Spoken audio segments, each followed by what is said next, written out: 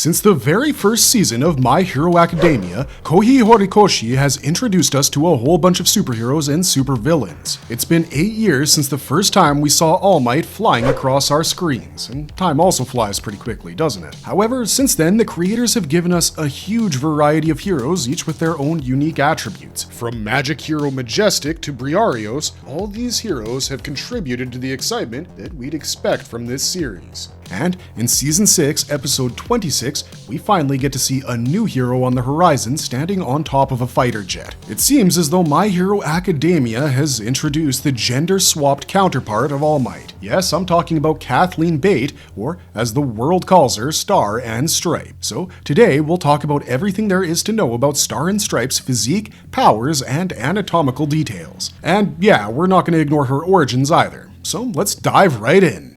Who is Kathleen Bate, aka Star and Stripe? Back in the day, Kathleen was just an ordinary kid who found herself in the middle of a villain attack. Helpless as she was, she could only hold her little sister in her arms and wait for the end. However, she was saved by none other than All Might. Well, All Might wasn't the greatest hero in the world at the time, he was simply just another hero amongst the crowd. However, with his ridiculous smile and can-do attitude, Kathleen began to idolize him. She became such a big fan that she went on to dye her own hair blonde with 8 distinct tufts swept backwards, just like her idol. As she grew up, she joined the military and soon became a professional hero. One step at a time, she was slowly moving towards becoming just like her idol. And with her uniform based on the American flag, it wouldn't take long for her to become America's greatest hero. Although she was recognized as the strongest in her country, she always wanted to push herself to become as strong as All Might. But was she ever able to achieve this dream? Let's take a look.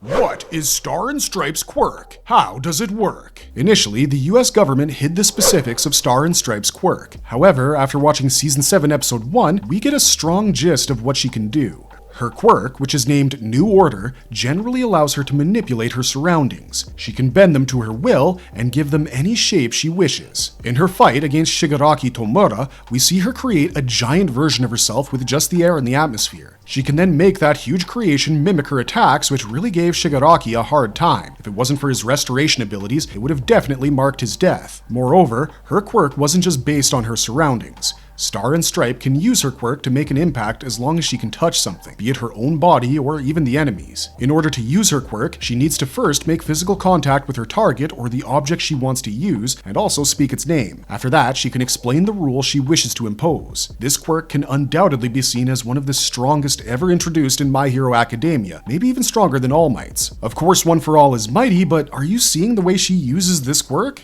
How is Star and Stripe so muscular? What are some of the unique abilities she has? Now, Star and Stripe's insane musculature is because of just one thing: her extraordinary training. Kathleen was trying to be as strong as All Might, if not stronger, so she definitely had to push herself to her limits. Anyone who trains that much and that vigorously is going to become a muscle mommy in short order. Moreover, we forgot to mention that her quirk, New Order, cannot go beyond the limit of her own body capacity. If she tries to use New Order's power beyond her own limitations, then New Order won't work properly. This was seen when her quirk was unable to save her from Shigaraki's decay. I mention this now because we see her doing things impossible for even a hero. She uses New Order to manipulate so many things, and to have that power, she definitely needs the anatomy she has, or else New Order will be less than useless. Now, if we take a look at her abilities, we can easily understand why she's called the strongest woman in the world. Once Star and Stripe speaks her rules out loud, even things like removing the air within a 100-meter range becomes possible. New Order can even be used to increase her durability and strength, but I guess that was probably obvious. But do remember that it doesn't amplify the wielder's true capacity. It instead acts like a temporary boost. Even without the New Order, Star and Stripe is strong as heck. We can see in this episode that she possesses such impressive durability, she can even withstand the explosion of Tiamat missiles from a distance without even using her enhancement tricks.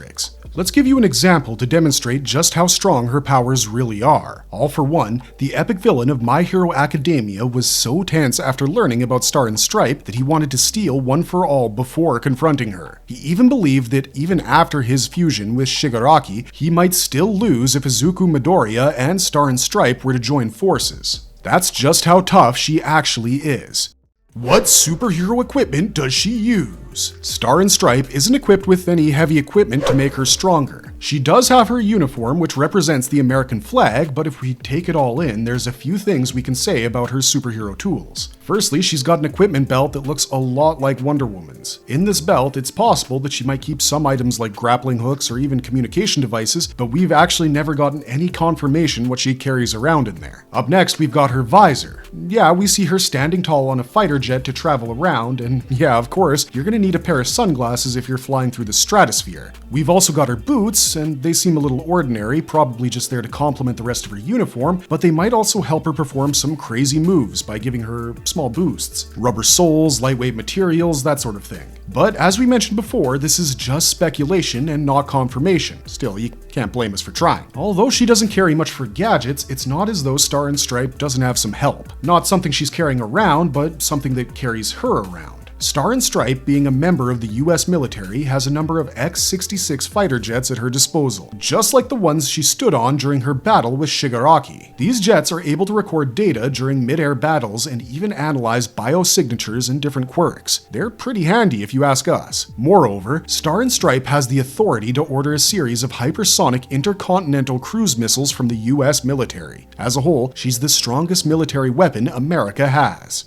Does her quirk have any limitations? As we mentioned before, her quirk, known as the New Order, is definitely one of the strongest quirks introduced in My Hero Academia. However, to paraphrase Spider-Man, with great power comes great limitations. And Star and Stripe's quirk has a huge one. In Season 7, Episode 1, Shigaraki was definitely losing the battle. However, that cunning fella knew that there must be some sort of weakness to Star and Stripe's godly powers, and boy was he right. Shigaraki understood that New Order's strength is dependent on how well the user can connect with the object. That means Star and Stripe's power is devastating as long as she can manipulate tangible objects like air. However, if she tries to do the same with her enemy's body, it's not going to be that powerful. To put things in simpler terms, the item she chooses to manipulate must agree with her directions. Understanding this one is definitely a little tricky, so let's make it even clearer. By the time Star and Stripe met Shigaraki, he had already fused with All for One. In her battle with Shigaraki, we see her getting the upper hand and she finally pins Shigaraki down. She then puts her hands on him and tries to use her quirk to manipulate him. We can definitely hear her say, if Tomura Shigaraki moves, his heart will stop. However, at the time, Shigaraki didn't even know who she was, so the quirk didn't really affect him. So it was kind of a lucky counter, but it does show that New Order can be countered as long as Star and Stripe doesn't exactly know the ins and outs of her enemy's abilities. And moreover,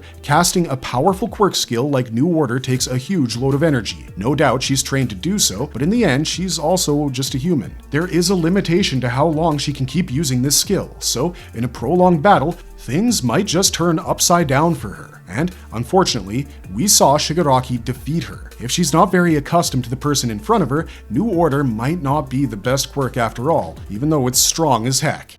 Is Star and Stripe, the #1 US hero, more powerful than All Might in his prime in My Hero Academia? This seems like a pretty easy question to answer, doesn't it? Everyone will say that All Might is stronger. However, that might just be subjective. If we do a systematic comparison of each of their specialties, we might just get a concrete answer after all. Let's first look at their basic physical power. Star and Stripe is America's strongest hero, so she's definitely capable of dealing some heavy blows. However, the symbol of peace, All Might, is world famous for his one-for-all ability. He's like the Saitama of My Hero Academia, so with due respect to Saitama, I'd have to give this point to All Might. Second up is experience, and there's really no use discussing this one. All Might saved Star and Stripe when she was just a kid, so the point definitely goes to him. Then, if we look at endurance, we might have a problem. These guys are both unparalleled when the topic of endurance is considered. Endurance comes with determination, and Star and Stripe's determination is no joke. All Might is already considered the strongest, but this girl wants to be the strongest. Looks like a stalemate, so yeah, let's just call this one a draw. Now, last but not least, the fans' worst enemy. None other than plot armor. All Might, since the beginning of the series, is like the god of My Hero Academia,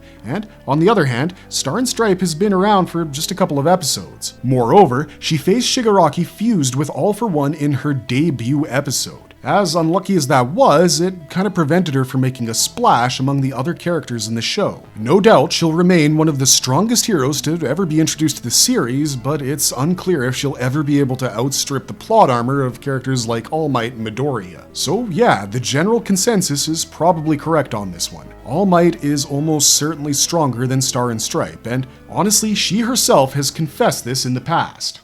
Marvelous verdict! My Hero Academia is great when it comes to creating heroes or villains, but the show is even greater when it comes to killing them off. I heard somewhere that Koei Horikoshi is a fan of Naruto, so bearing that in mind, we're probably gonna see some characters bite the dust as the series goes on. But on a more serious note, Star and Stripe was a character that showed a lot of potential. With All Might being her idol, it made even more sense for her to be there in the series for quite a while, but unfortunately, the character just died too quickly. We can't do anything but take satisfaction in the fact that she died fighting the strongest villain in My Hero Academia. And yeah, she almost took him down. So here's a salute to America's greatest hero, Star and Stripe. May her legacy continue in the anime.